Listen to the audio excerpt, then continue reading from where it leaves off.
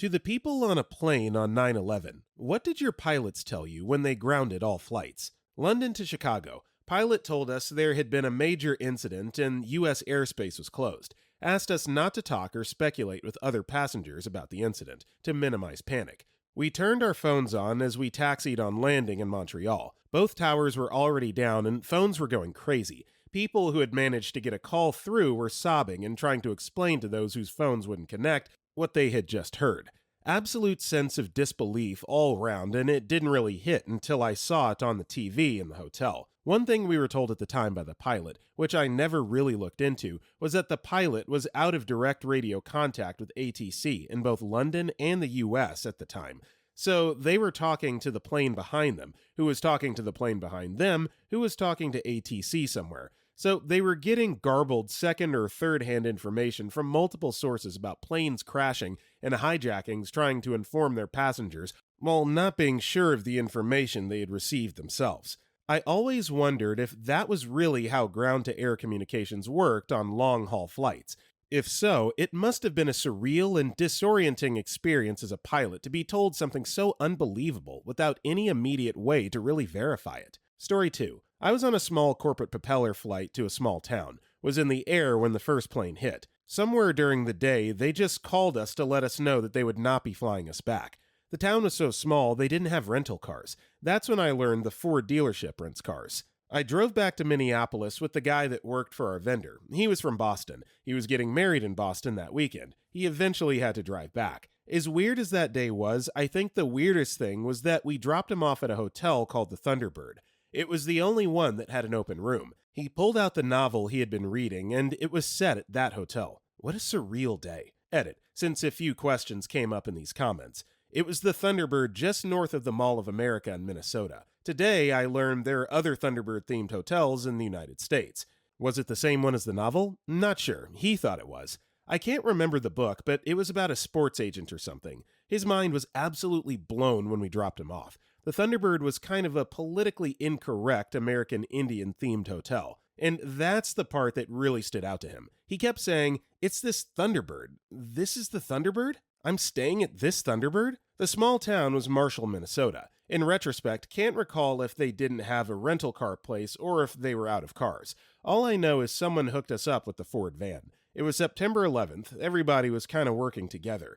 I can't even remember where we dropped it off. It must have been a Ford dealership somewhere in the cities. LOL, people who think this is a Ford product placement. It was just a day in the life. Not everything is an ad, unless it's a Tide ad. Story 3. My dad was an armed high-ranking federal agent. He was flying from D.C. to Miami. I think. Definitely Florida. He was woken up somewhere over Southern Virginia and asked to come to the cockpit. The pilots told him to guard the cockpit and that he was authorized to shoot. He spoke to someone confirming the authorization. He was given the jump seat next to the cockpit during landing, so he could see if anyone stood up. He told me later that the reason they were allowed to continue to Miami instead of putting down in the Carolinas was because he was on the plane. When he died in 2010, my mom showed me the piece of paper he had kept, with his notes from that radio transmission. I think my older brother has them now. Side note, when he landed, he was met by 3 guys he was flying down to meet with, and they all drove back overnight, getting back just in time to help oversee the search at the Pentagon. I've never seen him as shaken as the day he brought home a piece of the desk from his office. Story 4. Not entirely plane related, but my dad worked near the towers and got out to the train to see the second plane crash. It really messed him up inside. We lived in the Bronx, and every day he went to the Park Avenue Armory where people lined up to find out about their loved ones. My dad noticed that many didn't speak English and they were having a hard time communicating. He wrote translation services on a piece of paper and stapled it to his shirt and spoke Spanish, French, and Russian. He got the relief effort to spread the word to get translators. It was all over the radio and TV. The Japanese government heard and sent their best translators by special permission on a direct flight to New York. One of the few planes that could come to New York. A Japanese bank had workspace in the towers, and the relatives of the workers also came. By the end, hundreds of people came, even those of more obscure languages from Algeria and Azerbaijan, among others. There is a fleet of Punjabi, Afrikaans, Creole, Korean, Italian, Spanish, French, Portuguese, Polish, Chinese. It was wondrous to see how something as simple as talking binds all of us. The city began implementing translation services everywhere since. I was 12 years old at the time and didn't understand the impact. Today, at 28, my dad was a hero. Story 5. I was 9 when 9/11 occurred, and my family were returning home from a birthday trip to Disney. My birthday is September 12th, 1991, so I was turning 10 that very next day. So Orlando to Kansas City. I don't remember the specifics, but it didn't feel like we were in the air long at all. Our flight had been at 8:20, before the captain had come on to the overhead speakers to tell us that there had been some pretty serious incidents occurring in New York City, and that we were told to land as soon as possible, and that we'd be diverted to Houston.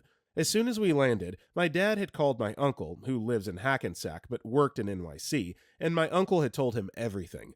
My dad literally exclaimed into a kind of gasp sob, and that was the first and only time I've ever come close to seeing him cry. When we got off the plane, it was all over the televisions throughout the airport. My mom and dad practically clung to us the entire time from the airport to our hotel nearby. The whole thing is something I cannot and will not ever forget. I can attest to similar situations myself. That's like the only time in my life where I've seen people that are normally just like ironclad and emotionless just break down and just leave it all out there, because truly at the time it was horrifying. You didn't know if your town was going to be attacked next, what was going on, who was responsible. So it just goes to show you, when things are put in that perspective, you realize what's really important in your life. Story 6. Me and my brother were on our way to NYC this day.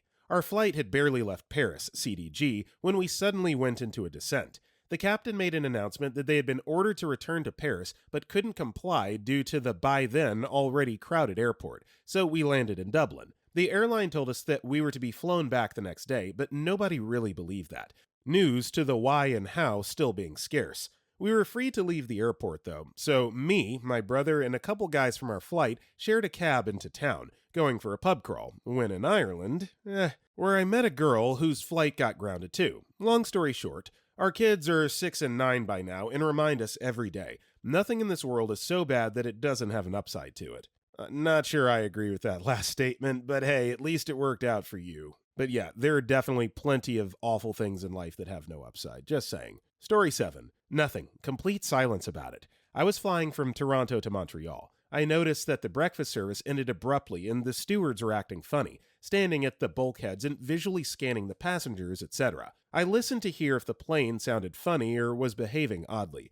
Nothing was out of the ordinary, so I went back to reading my paper. Disembarked into a sea of people at YUL. When I came down the escalator, I didn't know where I was going to stand. That many people. Many Americans that had no idea they would be visiting Canada that day. They were on the radio asking for people with extra rooms to lend, and Montrealers took them all into their homes. Within an hour, they were saying they had enough available rooms. Called my wife to tell her I was okay. My kids were freaking out at school because they were young, and all they knew was that Daddy was flying for work today, and then everyone was talking about planes crashing. I spent the week working near the airport and marveling at the clarity of the sky. Ended up driving home because flights still weren't cleared to take off. Saw several heavy military jets following the 401 highway at low altitude near CFB Trenton. Story 8. My wife and I were flying from London to Los Angeles. About 3 hours into the flight, my wife asked why the flight map on her video screen showed the plane flying east instead of west.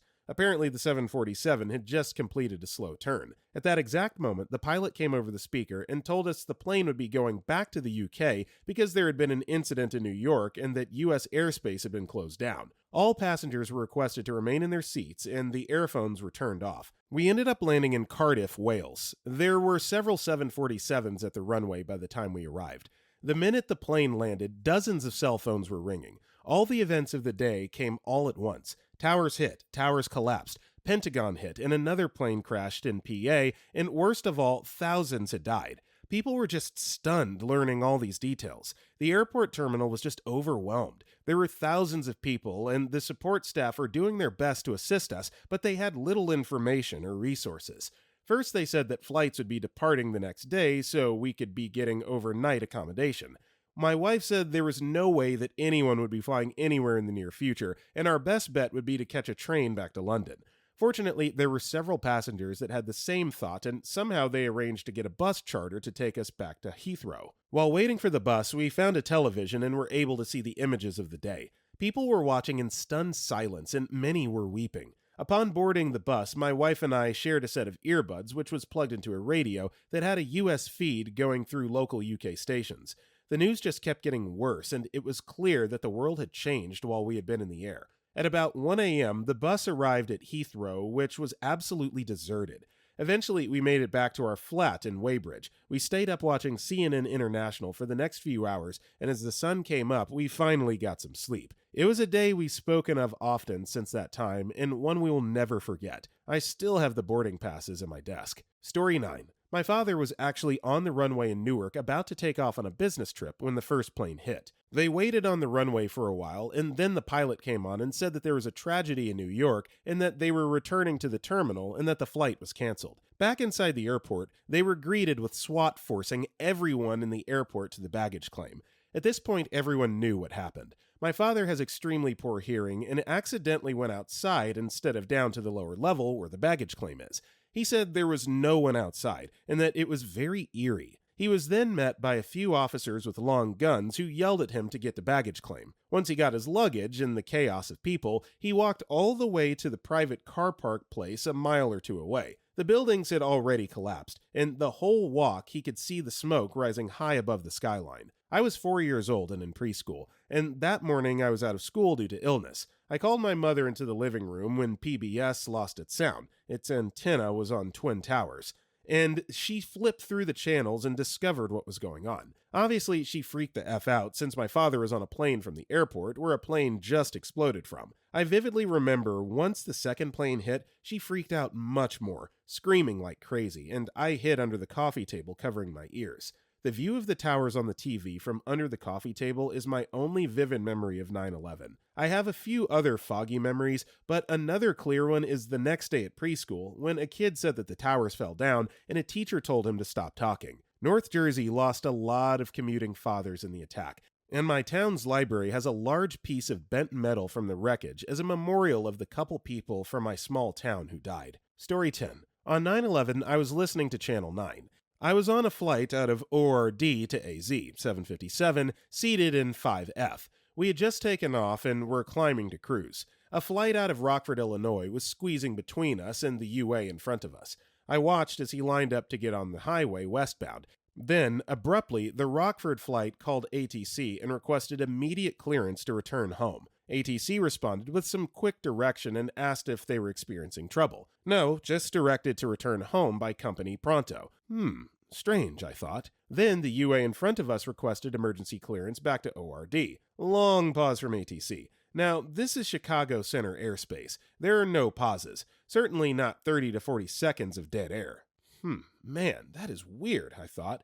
Then, like a starter's pistol went off. The comm light up. Another plane requesting clearance, then another. Boom, boom, boom. Nothing from ATC. I nudged the guy next to me and say, put on Channel 9. He could see by the expression on my face I was serious. ATC got on the air and started by saying this was going to go quick and pilots needed to listen up. Protocol responses are not required. Just do exactly as I say quickly. Then it began, UA blah blah blah, turn right heading blah blah blah. Expect Springfield Airport. SWA blah blah blah, turn left heading blah blah blah. Expect Rockford. Delta blah blah blah. This went on for about 3 solid minutes before I rang the bell for the FA who was passing out breakfast.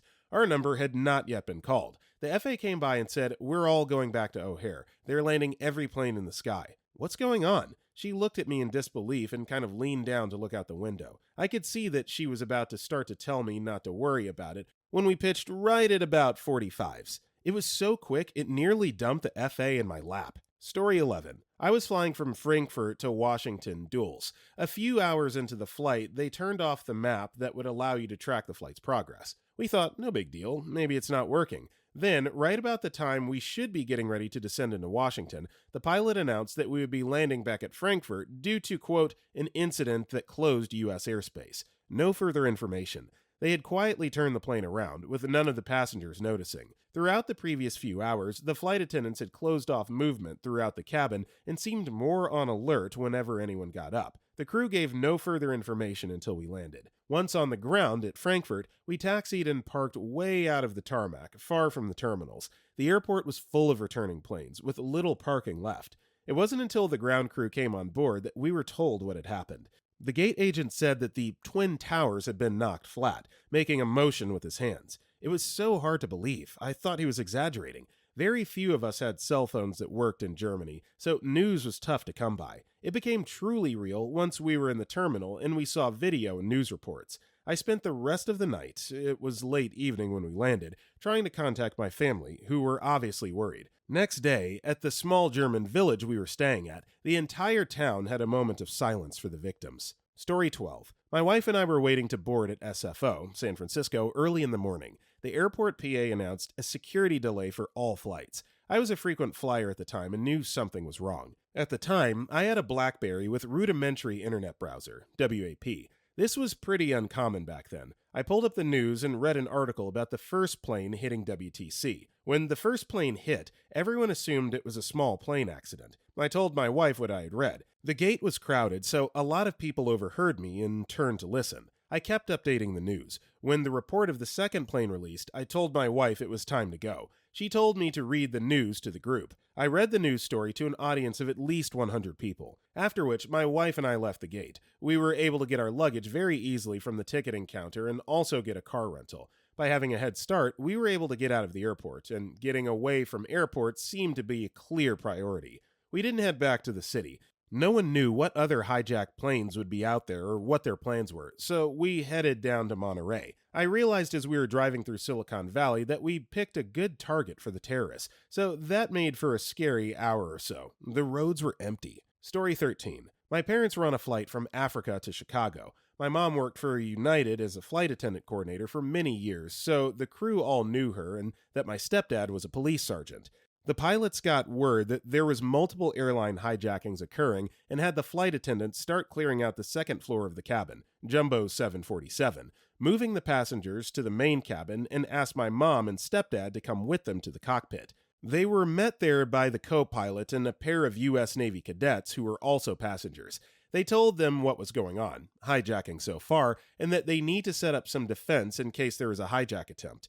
My stepdad volunteered as first line of defense at the bottom of the stairs, armed with 2 first-class butter knives.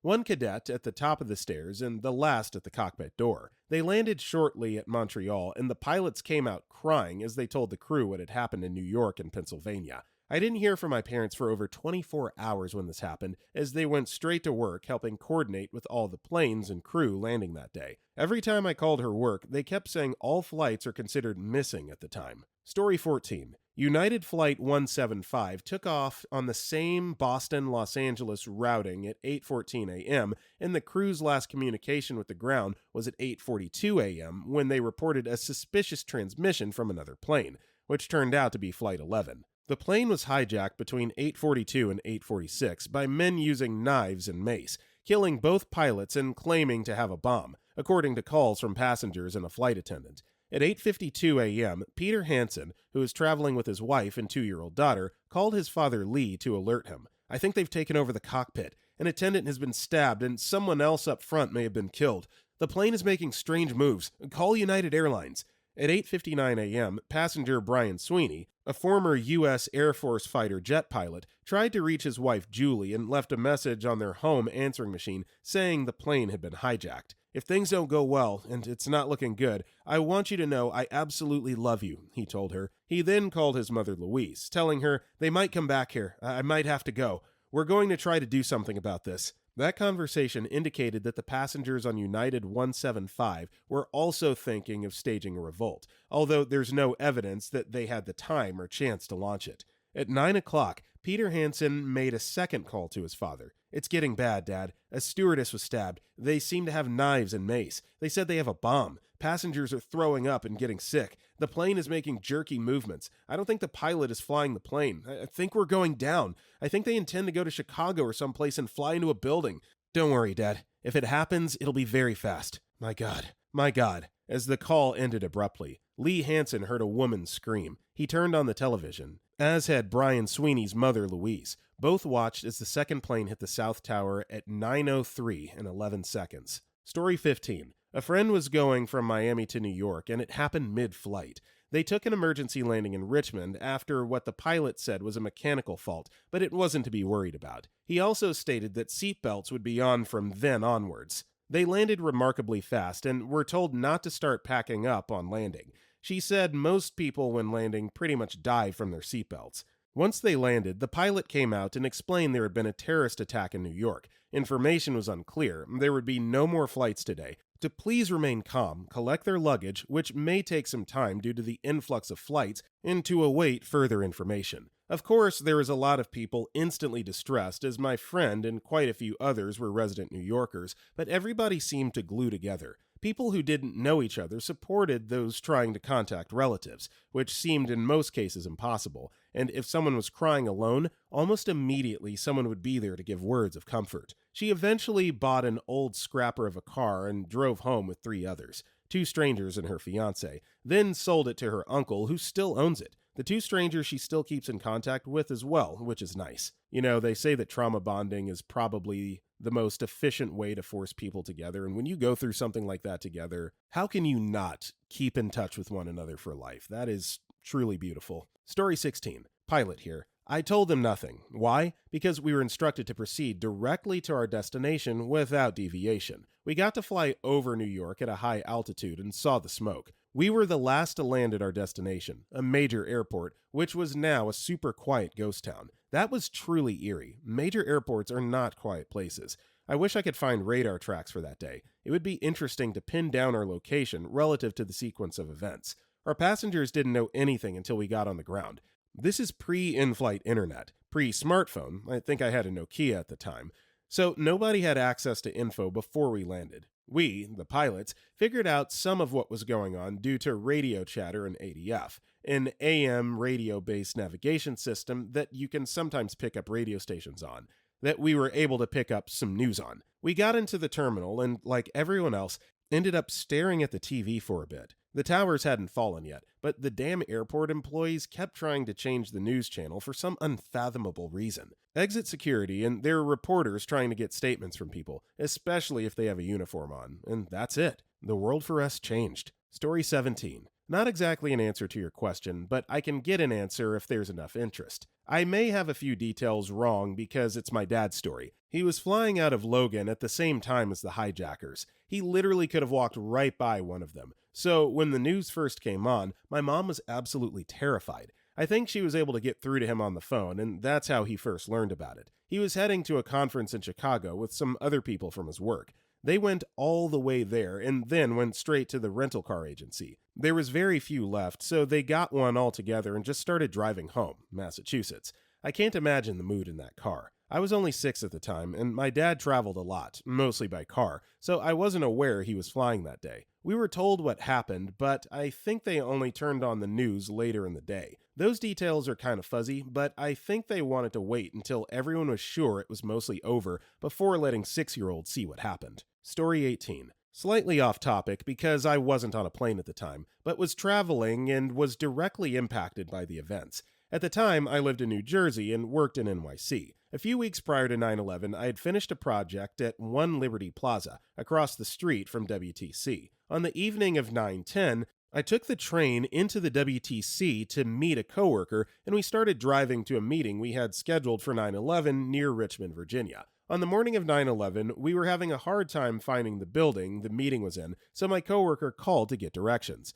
The people we were meeting with gave him directions and then said there was a big fire at the WTC. By the time we got to the meeting, they had the TV on and the second tower had been hit. My coworker's girlfriend was working in the American Express building next to the WTC. He called her and she was telling him about watching people jump from the upper floors of the towers.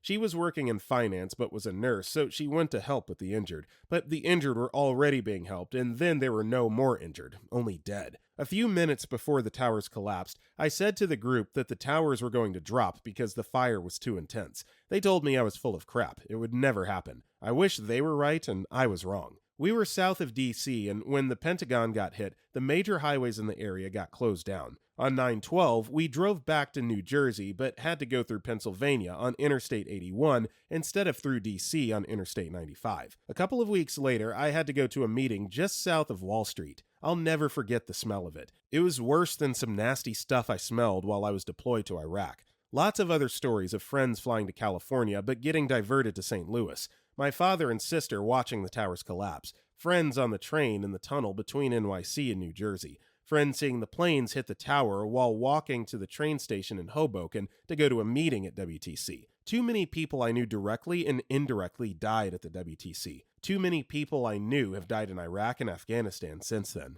You know, obviously 9/11 was a horrible tragedy and act of terrorism, but just considering the butterfly effect that came from that as well, to the point that OP makes here in that last sentence, how many people died in Iraq and Afghanistan as a result of war being declared and so forth. It's horrible to reminisce upon and think that that was only 24 years ago. Story 19. We sat on that flight and really wondered why we had to land, because the captain had told us it was only a small problem with the equipment. After we arrived and parked, he came back, apologized for the stuff, and said the plane was fine, but there's a national emergency in the United States. The plane left one of the Twin Towers in New York, and the Pentagon was hit, and something happened outside of Pittsburgh. He told us we had to land because all the planes had to be out of the air. There were 38 jumbo jets sitting on the tarmac at Gander, and even though it's an international airport, it was really very small. We sat on the planes until we got off. In fact, they didn't know what they were going to do to all of us.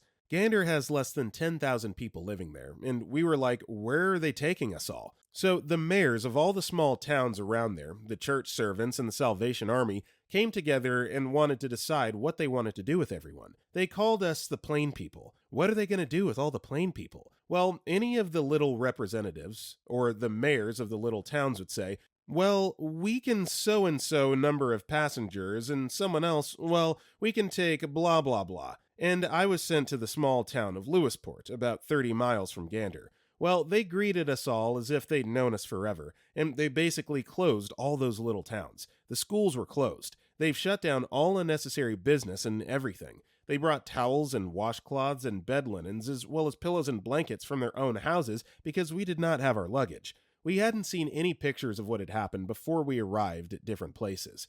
When we were in Lewisport, the mayor had arranged to install satellite TV wherever we were. We stay in schools and churches and service clubs and the like. In addition, phone banks were installed so that we could call home wherever the home happened to be for you. There was never any fee. There was never a limit to how much time we could call. It didn't make any difference where you were in the world. You were free to use that. Having to leave was really hard. Everybody was crying. I mean, the men and women. I mean, the passengers, the little kids. We didn't want to leave, you know? We didn't. We wanted to continue, but we were having a great time with those Newfoundlanders. I was a witness to the best of humanity. I'm not kidding. These people didn't have to do it, but they took care of us. You know, it was just, I knew the best part. I really did. And I've always felt that most people are good. They've only reinforced that with me, no matter how little you have. That is good in people, and Newfoundlanders have it. They've got it like you wouldn't believe. Story 20. Heading from Jordan to Heathrow to Chicago at the same time. Got grounded from Heathrow to Chicago and Halifax with, I think, about 6,000 planes or something wild like that. I remember getting grounded in airport and looking out the window and seeing my window full of planes unusually parked all over tarmac. We were grounded for about 5 to 6 hours with absolutely no information at all given from flight attendants. For the most part, everyone sitting in silence, having no idea what was going on. This was in the pre-cell phone boom, but nobody was getting a hold of anyone, and so we all were just tweaking out. Until about 8 to 9 p.m., someone got a hold of someone and the whole plane huddled around trying to listen when we finally got the information on what happened. At the time, my grandpa had asked for a knife to cut an apple for my grandma, who at the time wasn't a hijabi, thank God, and they brought the apple pre-cut and wouldn't give him a plastic knife. I remember after finally getting off and walking to inside from tarmac, I bought a Coke that was like $3, which was weird because my parents never let me have Coke and never let me get overpriced things. Then they took us to a community college where, as a 7-year-old, the Red Cross set out tons of fun games and free toys that I splurged on with Gramps, until they brought us all in the gym and had a talk with us about what happened in the timeline. Then they had the TV going on in the middle where over and over and over we watched the plane crash. A poor hijabi lady was in the corner watching in despair since she can visibly be recognized as Muslim. As Arabs and Muslims, it was obvious things were going to get a lot worse for us. I think until this day, my mom doesn't wear or is scared to wear a hijab because of that situation, even though she wants to. However, in these dark days, where I've only grown older to understand and more recently put together that racism/prejudice has been around me all my life. I still am, hopefully, because we were there for 10 days. However, on the second day, a kind couple just starting their lives saw us, a family of 7 at the time, and invited us to stay with them and use their car and basically house. And the husband, Uncle Bob, made killer mac and cheese in the morning. And that was the story of being 10 days late to first grade. Story 21. My father was on a flight going to New York at the time. He was rerouted to Canada and had to stay there for around 4 days. He and the rest of the passengers stayed in high school gyms, libraries, people's houses, basically wherever they could use them in the small town they were at. My dad said the whole experience was surreal. He got to know groups of other passengers and said it was almost like being at summer camp. Local Canadians would do anything they could to help, such as drive people to places in the town and get stuff from local supermarkets for them. No one was allowed to leave because all flights to New York had to be vetted to make sure there were no more hijack threats, which is why New York flights were rerouted to Canada. My dad was flying from Singapore on Singapore Airlines, and the guy in charge of Singapore Airlines actually drove all the way from somewhere in the US, he was there for some meeting, to that small town in Canada to make sure all the passengers on their flight were being treated well. All very surreal to him. Story 22. I didn't fly on 9/11/2001, but I did on 9/10/2001, from California to Indiana. The unsettling thing? We were redirected to a military base in South Dakota for a security issue. Either they didn't specify what, or I don't remember what, but nothing came of it other than having to land at the military base. Given the events of the next day, the only reason I remember being redirected there at all is because I played the South Dakota lottery while we waited to get back on the plane. SD's lottery is weird. It's casinos, and they're frickin' everywhere. And I won $600 and some odd. At the time, that was about 3 times the price of my plane ticket. I was waiting to get paid, and they said I had to get on the plane. I told them to go ahead and go, and I'd rather buy another plane ticket or rent a car to get home, but I wanted my money. They waited for me, but they were mad as hell. I still don't understand why that's a problem for them. My now ex-wife was still on the plane, but I wanted my frickin' money. Edit. The next day, when I turned on the television, I thought it was a TV movie until I heard someone cussing in the background and realized I was watching a broadcast network and not cable. That gave me the chills, and all I could think was, a whole effing lot of people that had nothing to do with this are going to die because of it. Story 23. My mom was a travel agent. She was all excited that she had just booked a flight for a very wealthy businessman. Most money she made was from a booking. We went out to lunch that day, celebrating and just having a good time. All of a sudden, the place went quiet. Chatter stopped. No more clanging of utensils on plates. I heard my mom drop her fork and say, "Oh my God." They had identified the flight. The businessman was on that flight. She grabbed her phone and went outside. My dad got up and followed her. She was sitting on a bench, crying. She called the family of the businessman, informing them that he was on the flight. She says it was the hardest phone call of her life, and she quit her job the next day. 17 years later, she's finally regained the courage to be a travel agent again. She's been a realtor, but she refuses to book flights. She's sticking with cruises for now. There have been very few times I've seen my mom cry. Funerals and 9/11. Story 24. Not me, but my in-laws, although at the time they were just my girlfriend's parents. They were flying from Islip, New York to LAX. Typically, their flights would go from Islip to Logan to LAX, but for some reason their flight went from Islip to Cincinnati to LAX. They were lucky because they would have been on one of the flights that got hijacked. They had landed in Cincinnati and had taken off for LAX. My father-in-law was an aeronautical engineer, and they announced that they were being forced to land because someone had hijacked other planes. The plane jettisoned fuel, which he knew was done when a plane was going to crash, but they were losing fuel because they had to land sooner than expected.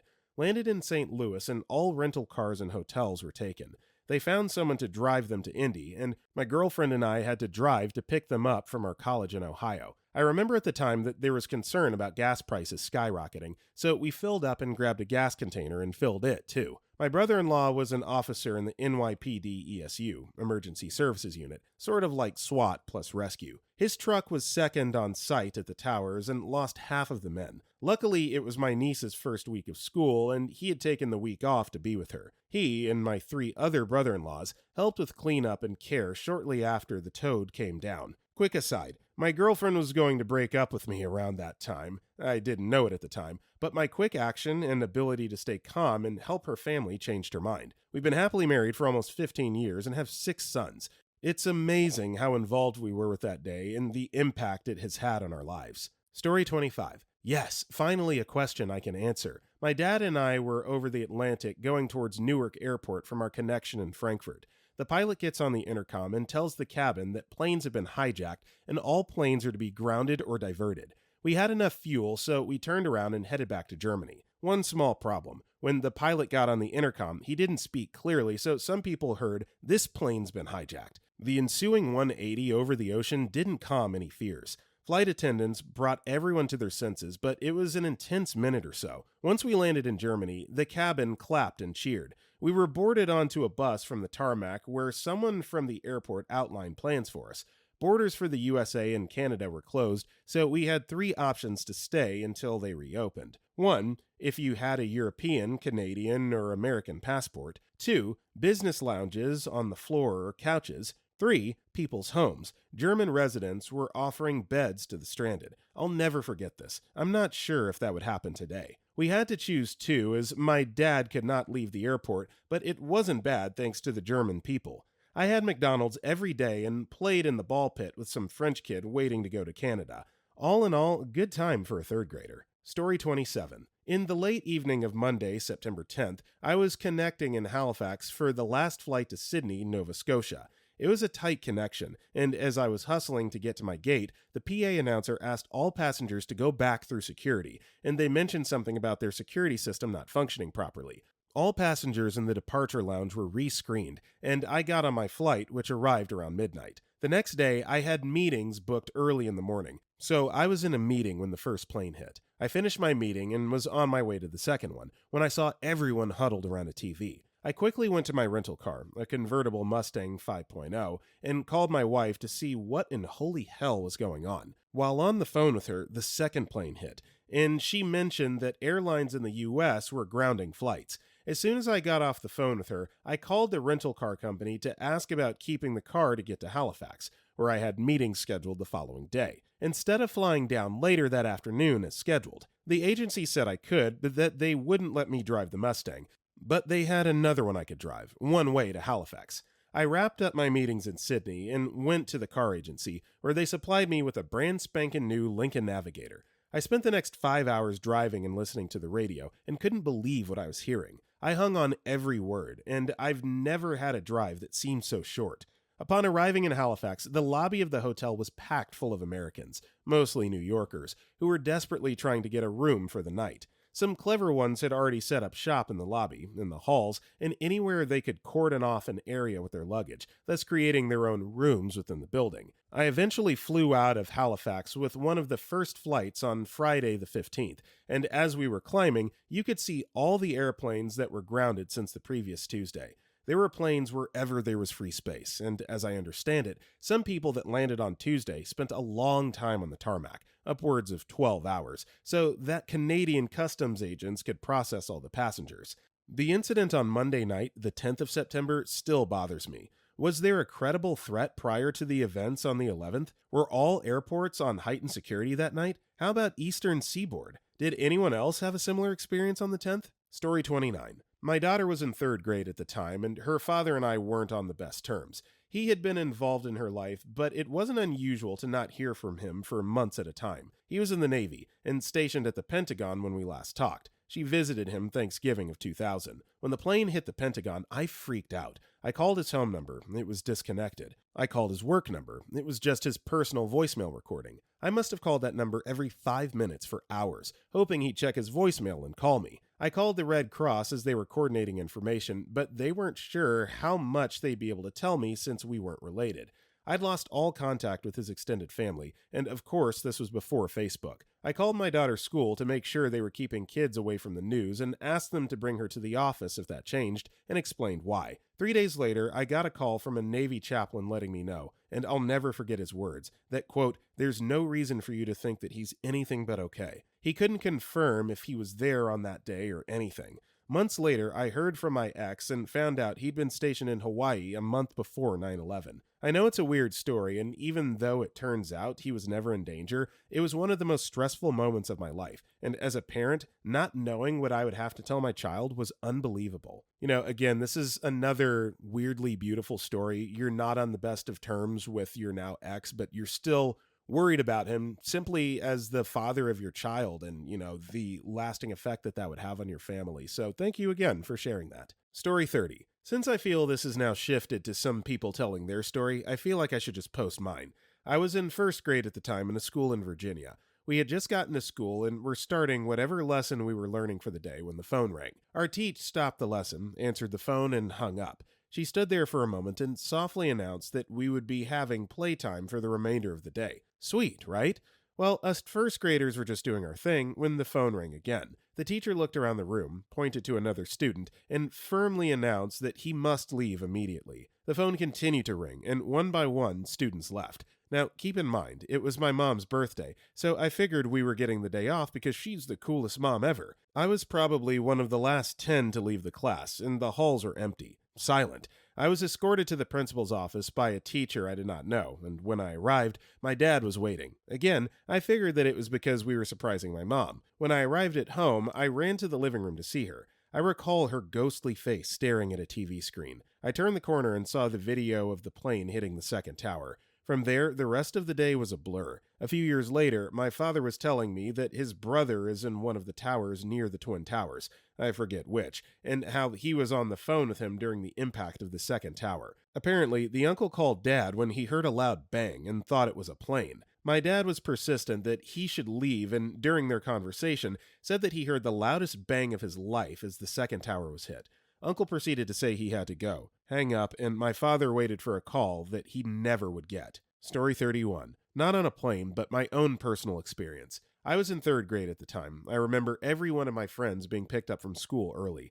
No one really explained anything to any of us, except for that there was a bombing in New York. I live, and have always lived in New York, by the way. I never got picked up, at least not right away. My father, who had been working in the city at the time, couldn't find a way out, as mass transit had been halted indefinitely. He later told me that he ended up walking home, which took about 7 hours. My mother was taking my grandfather to a doctor's appointment in the city. When the towers collapsed, she was in the middle of the then called Battery Tunnel. For those of you who are unaware, the Battery Tunnel exit is only a few blocks away from where the towers used to stand. She was stuck in that tunnel almost all day. Being underground, cell service was almost non-existent on a normal day. She was unable to get in touch with anyone and couldn't drive out. An absolute nightmare. I believe I got picked up by one of my aunts that day, walked out of school, and saw the smoke. Debris, mostly paper, falling from the sky. I had no idea what to think, but I certainly didn't understand the devastation that had occurred. Luckily, everyone made it home that night, and my parents sat me down and explained what had happened. I drive through that tunnel my mother was stuck in fairly often myself now. I have anxiety each time. Story 32. I was 25 at the time and on a flight from Fort Myers, Florida to Chicago when it happened. About an hour or so in, the pilot came on and said, "Ladies and gentlemen, due to a terrorist threat, the president has ordered all planes grounded. We'll be setting down in Knoxville, Tennessee. Please refrain from asking the flight crew questions at this time as they need to ready the plane for landing. As more details become available, we will give you more information." Then a flight attendant came on with the regular instructions about seat backs and tray tables. Everyone was a little nervous, but mostly confused at that point. I remember the guy sitting next to me looking over and saying, "Crap, I took 2 Xanax." A lot of people seemed quite annoyed until we saw the report, and there were so many planes just lined up. Then there was silence as everyone realized that something big was actually happening. We waited a long time on the runway as there wasn't a terminal for us to dock. The pilot ended up announcing that a plane had flown into one of the Twin Towers. You could have heard a pin drop, it was so quiet in the cabin. We were sitting there so long that the pilot told everyone that we could turn on our phones if we had them. I didn't have a signal, but Xanax guy beside me let me use his phone to call my mom.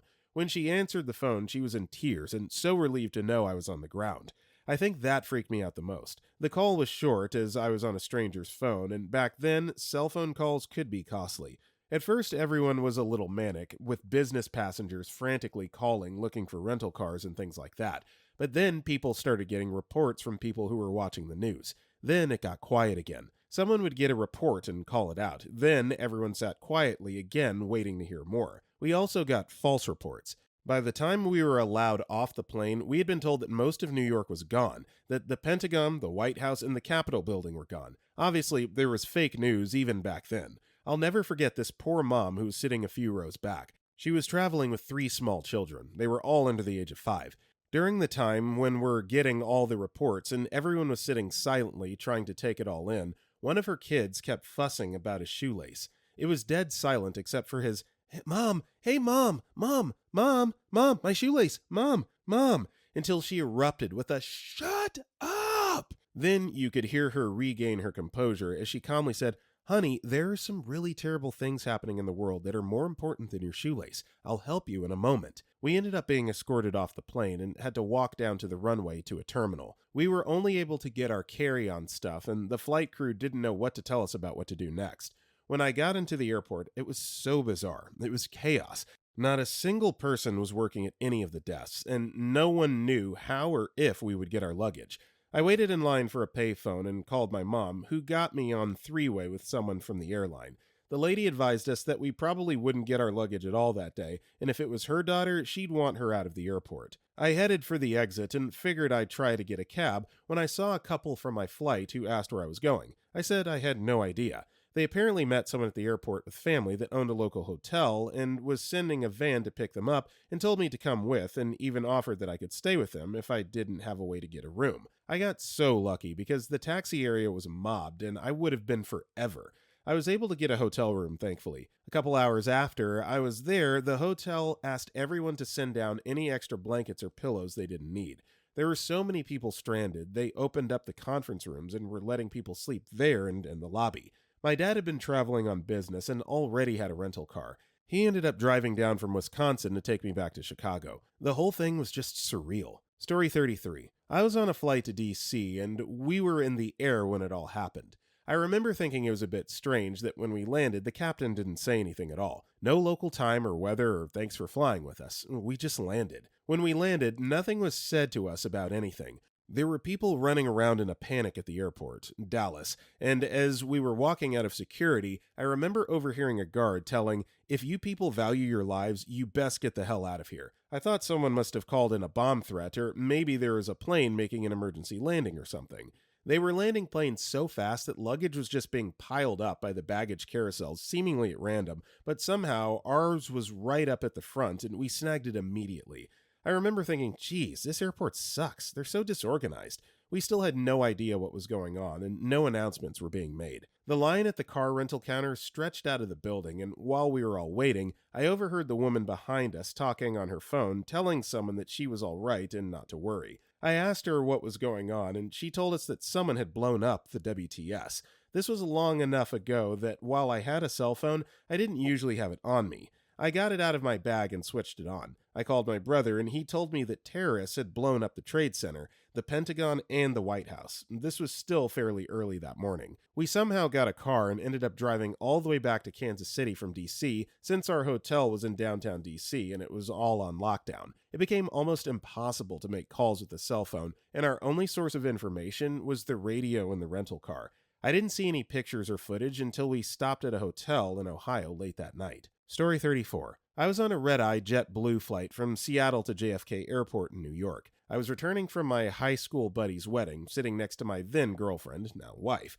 We were flying over Pennsylvania and started our gradual descent to land in New York when we got word from our pilot that, quote, due to events occurring at the World Trade Center, we've been placed in a holding pattern. JetBlue was, at this point in time, the only airline with passenger-controlled individual TVs at every seat. So as soon as we heard this, everybody switched their TVs over to CNN to see an image of the first tower smoking. The commentators were unsure what had caused it, whether it was an accidental plane strike, a bomb, a missile. It wasn't until we saw the second plane come in and strike the second tower that a cry went out among the passengers. Needless to say, when you're in an airplane and airplanes are falling out of the sky, it gets a little frightening. The pilot came on and told us that all the NYC traffic had been rerouted and we were heading to Erie, Pennsylvania to land. After some time had passed, we felt the plane bank heavily in a turn. My girlfriend asked if we'd know if our plane had been hijacked. Everything was very tense. Eventually, the pilot came back on and told us they had ordered all planes out of Pennsylvania airspace and rerouted us to land in Buffalo, New York. In hindsight, this was because of the hijacked plane that went down in Pennsylvania. We watched in disbelief as the towers fell. After what seemed like forever, we landed in Buffalo amid the chaos of all the rerouted flights. People were passing along snippets of information about what had happened. Heard from another passenger about the crash at the Pentagon. People were renting cars to try to get back home. We lived in Manhattan, and that wasn't an option for us, as they closed all the bridges and tunnels. We found our bags and made our way to a hotel across the road, grabbing a train into the city the next day. I'd spent most of my life up until that point living in the city, and the days, weeks, and months that followed were the saddest and most surreal ones in my memory. Every subway stop was covered in Xeroxed photos of loved ones lost with desperate pleas for information. National Guardsmen with M16s directing traffic. Tourists taking pictures of themselves in front of the wreckage as if it was another tourist site, just another attraction, not a mass grave of thousands of friends and neighbors. That last sentence is kind of infuriating to hear, and it's something that I would believe like now in today's day and age of social media and whatnot, not back in 2001. People seriously going like to the rubble of the towers and taking selfies, that is so disgusting. What is wrong with people? Story 35. My flight on 9/11 actually started the day before. I was scheduled to leave NYC on a flight out of Newark in the evening on the 10th, grab a connecting flight out of Cincinnati, and make my way to Los Angeles, where I was supposed to meet my family to celebrate my mother's birthday. Little did I know, this would become the start of a crazy, week-long adventure. Things started out a little dreary on the 10th. It was raining in the city, and as I arrived at the airport, the flight status boards indicated my flight would be delayed. No biggie, I thought. I just hope I don't miss my connecting flight. As I made my way through airport security, I'm trying to calculate how many hours I have before I miss the cutoff for the connecting flight. 3 hours. Plenty of time, or so I thought. As I made my way to the gate, I see that my flight is only delayed about an hour. I was lulled into believing I would be able to make my connecting flight and thought no further. After we boarded the plane, however, we ended up waiting on the tarmac for another 2 hours before we finally took off. With my window slowly closing, I was dreading the run to my connecting flight, wishing the gate was close to where I would be departing. The flight to Cincinnati was short and uneventful. We landed at around 5:30 p.m. Eastern Time, and my super running abilities helped me get to my new gate in what seemed like record time. This was to no avail, as this flight too was delayed. It was here that I learned that the connecting flight I was supposed to board was actually stuck in Newark because of the storm. A 1-hour wait turned into 2, then 3, then 4, then 5, then 6 hours before our mighty chariot arrived at our gate. It is during this delay where I literally almost run into Dale Earnhardt Jr. Turns out he's on the same flight as me and is heading to Los Angeles for a race. We exchange a pleasant nod as we pass each other, and I can hear someone telling Dale that I'm not in his demographic and that I probably don't even recognize who he is. I smirked as I made my way to the smoking lounge. Their conversation about demographics, MTV, and expanding markets slowly fades as I walk away. Upon my return to the gate, I see a plane full of disgruntled passengers disembarking the plane. Turns out, this group endured their 6-hour delay in their airplane on the tarmac in Newark. The passengers were near revolt from what I hear, and many verbally complained as they disembarked. It was through this chatter that I could hear new pilot complain on the phone with someone about flight hours. I only have an hour left on my timesheet. Why am I being assigned to this flight? Talk to my union rep. This is ridiculous, he would say. Well, we were never able to find a replacement pilot, and the airline resorted to giving everyone on the flight a voucher for an overnight stay in a nearby hotel, and booked us on the first flight out of Cincinnati on the 11th. Fast forward to 7:45 a.m., September 11th. As I'm waiting to board my 9 a.m. flight to Los Angeles, I first notice a young Muslim American girl of college age, obviously distraught, pacing back and forth. She stated she overheard a group of youngish Muslim males talk in Arabic like they're terrorists, which scared her, and she was contemplating whether or not to say something to the authorities. She quickly tenses up as the males return to our gate. One of these males looks at me and gives me the death stare as he says something in his native language. I look back at him and the others he's with before looking around at the other people around me. My eyes come to a stop when they're met by another man. A middle-aged white male gives me a nod of recognition of what I saw. He looks around as if looking for allies, and soon there are 3 or 4 of us that make contact, and giving each other a nod, we all stare back at these young Muslim males. These guys recognize what's going on and hastily leave the waiting area by the gate. When they leave, the tenseness in the air that was building up lightened significantly, and everyone who noticed took a deep breath as the mood lightened. Soon after, we finally boarded our flight. I never did see the Muslims board our plane. Our flight started off just like any other. We took off. Once we reached cruising altitude, the stewardess started their routines. The seatbelt lights disengaged, and people started going to the restrooms. It was only about an hour or two during our flight that we began to notice that something was wrong. At first, our plane descended to below the cloud and stayed there a bit. This was a much shorter flight than I thought. Are we preparing for landing already? I look around at the stewardess, and they stopped the drink cart service. It was then that we could hear what sounded like a loud rushing noise coming from our wings. As I looked out the airplane window, I can see a mist being released from our wings. As I scan the plane looking for the stewardesses, I can see that they're visibly shaken and tense. There's something wrong with the plane, I thought. As I tense up, I notice that the other passengers on the flight are also getting nervous. Call lights start lighting up, and people are asking the stewardesses what's wrong. After a few people ask the same question, the stewardess moves with authority to the front of the plane. The pilot comes on the intercom and stated that everything is fine with our aircraft and that we don't need to worry.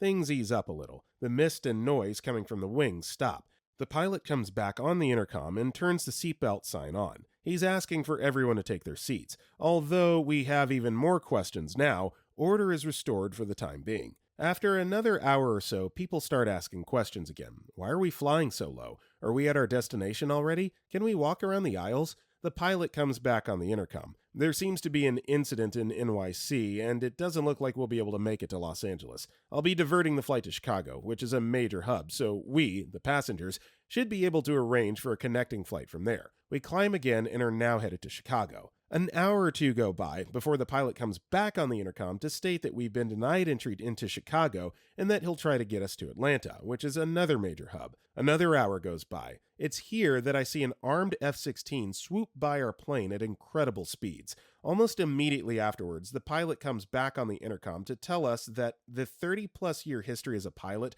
both in the military and as a civilian, he's never heard what he's heard today.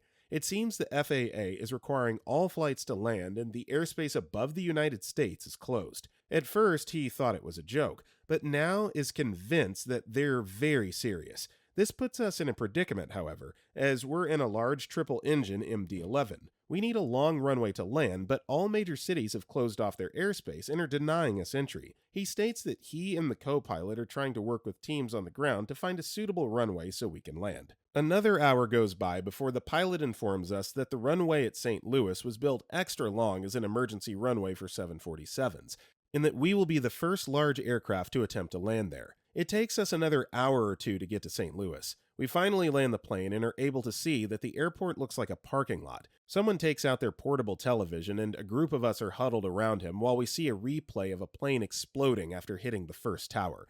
Then, when the second plane hits the second tower, we all come to the realization that we're under attack. Story 36. I was literally on a plane in the runway from LIS, Lisbon, to JFK, NYC, when the US closed its airspace for security reasons. Our plane even ramped up the engines, then stopped and sat there for like 5 to 10 minutes before returning to the gate. Nobody had any idea what was going on. After about 30 minutes inside the plane back at the gate, we deboarded the plane. On my way out, I asked the captain if he had any idea, and all he knew was a plane crashed in NYC. My immediate thought was to think a small aircraft had an accident somewhere, which I imagine would close the airspace for a few hours max. Back then, there were no TVs inside the airport, so it wasn't until a few minutes later that I found out what really happened when my dad called me. 2 planes crashed against the Twin Towers. The first one is about to crumble. That was probably the biggest WTF moment in my life. I had to be in the US for start of school year, so I kept trying to fly in. On the 13th, 2 days later, the US opened up the airspace again, and I was on the first inbound international flight headed to JFK, on a very empty plane, with mostly journalists. I even recognized some from TV. We got halfway through the trip, about 4 hours into it, and we noticed the plane doing a big turn. Not a few seconds later, the captain gets on the PA and announces we had to return back to LIS because the US closed the airspace again. We kept trying, and we finally flew into JFK, on the first international flight arriving in the US after 9/11, at least according to what we were told, on a packed flight, to which I was literally the last person to be taken in, and got a horrendous seat, but got on. After hours at the airport, going through ridiculously thorough security lines, all my bags were meticulously inspected by hand on impromptu security checkpoints near the check-in gates. Flying in was crazy. The smokestacks over Manhattan were very visible, and the mood on the plane got super quiet and somber. We arrived at a hauntingly empty JFK, with an about 5 to 1 security to staff to traveler ratio. I then had a connecting flight to Albany. They're normally hourly flights. The first 6 of them were canceled, but I eventually got on one. I arrived at my college late Saturday night, actually 2 a.m. on Sunday, after a ridiculous week of little to no sleep and intense emotions and travel. I had my first class that Monday at 7 a.m. I wrote a huge blog post back then about this whole journey. Yes, I blogged in 2001. I don't know where I have it now, but writing it back then made the memories clear and fresh in my brain forever. Story 37. My mom was on a flight from Newark to Jamaica that day. My mom claims that her flight was the only international flight out of Newark that day that made it to its intended destination. I really don't have any way to confirm that statement. The towers were hit shortly after her departure from Newark. Her flight sat on the runway in Jamaica for 4 hours after it landed. My mother and the other passengers were rather disgruntled, feeling inconvenienced because they were unaware of what had happened, and the pilot refused to tell the passengers why they could not enter the airport for so long. Upon going through customs, the agent, who spoke a little English, saw my mom had a U.S. passport and said, "The fires! Did you see the fires?" Now, my hometown at that time was having problems with a serial arsonist, so my mom's initial thought was, wow, our little hometown local news made it all the way to Jamaica? My mom responded with a smile and said, "Oh, I think they caught him. It's fine." The customs agent, clearly recognizing that my mom did not understand her inquiry and was unaware of the events, grabbed my mom by the shoulders and turned her around to face the TV, pointed at the burning towers and said, "The fires!" My grandparents and I were incredibly relieved when my mom finally got to a payphone and called us, which was at about 3 p.m. Eastern Time. For those 6 hours of no call, I honestly assumed my mother was dead. I can't imagine the pain felt by those who never received that "I'm okay" call. Edit. Actually, thinking back, I think maybe the call came closer to 4 p.m.? I don't know. I was 4. My concept of time was pretty warped. I just remember it being the afternoon when she called, and yes, I'm aware that English is the language of Jamaica. My mother said the customs agent gave off clear indication that English was not her first language. Story 38. My dad was flying to New York from Vegas and says he remembers falling asleep right after takeoff, waking up at the feel of the plane rerouting as the pilot announced they were grounded and they were emergency landing elsewhere. They did not say where until later. All the pilot told them was that there was no problem with their plane and they were not to disembark until crew told them to. His company did not have offices in the towers, but they often did business with the few who did. He had been to the towers many times on business. Sadly, a business friend of his who worked in the towers did pass away that day, along with a few more from his company he had not met. I was in high school and had an early choir practice that morning. I remember the band teacher coming in and turning on the TV and seeing the news, and the frozen panic I felt because all I could do was hope my dad was alive on a plane somewhere and not dead in the wreckage. I remember how I almost puked when I found out he was fine, that the planes that crashed were not his. I remember that no teaching happened that day at school. Everyone was miserable and scared and worried. 8 months prior to the towers, we had gone to New York for a family vacation, and part of one of the tours focused on the unique buildings of the city. And I remember how strange it was that a building I had stood next to a few months prior, and that seemed indestructible, like a fortress, was just gone in a few minutes. Story 39. My father was a pilot for a major U.S. airline. He was flying from Europe to the U.S., and he had to turn around to land back in Europe. They were told what happened, and he immediately called the flight attendants and a pilot, either on the jump seat or an auxiliary guy for rotation, I can't remember, up to the cockpit. He told the flight attendants what had happened and told them, "Nobody gets into this cockpit with you still alive. Do you understand?" They got out the fire axe and had the extra pilot basically face the door ready to swing. The pilots all took off their ties. They were not clip-ons back then, to protect themselves from getting yanked in a fight. He told the passengers nothing. They slowly turned the plane gradually enough to not cause panic. They landed, and on the runway, he basically said, "We're back in Germany. U.S. airspace has been closed due to organized attacks against the United States. Armed police are coming onto the plane to secure it. Remain calm." Several individuals on the flight were arrested. No idea if they were the real deal or if it was a precaution. As a side note, the flight attendants were apparently a-holes about the whole thing and had no idea how serious the situation was. One of them said, quote, "I'm not stopping anyone if they're going to kill me. It's not my problem, and I'm not dying for you." My dad, Air Force veteran, laid into her and explained that it was her job because if she didn't, not only would every pilot be executed, but also that the plane would be crashed into something or shot down and she'd die too, along with every passenger. And she'd then have to explain to God why she was such a selfish female dog in her last moments on Earth. She didn't like that too much. She even filed a effing complaint with HR, because the first thing you do when people verbally crap on you for being an idiot in an emergency situation is file a complaint with HR. A few days later, my dad gets called in, tells what happened, and the HR guy just goes, "Yeah, fair enough," and struck it from his record.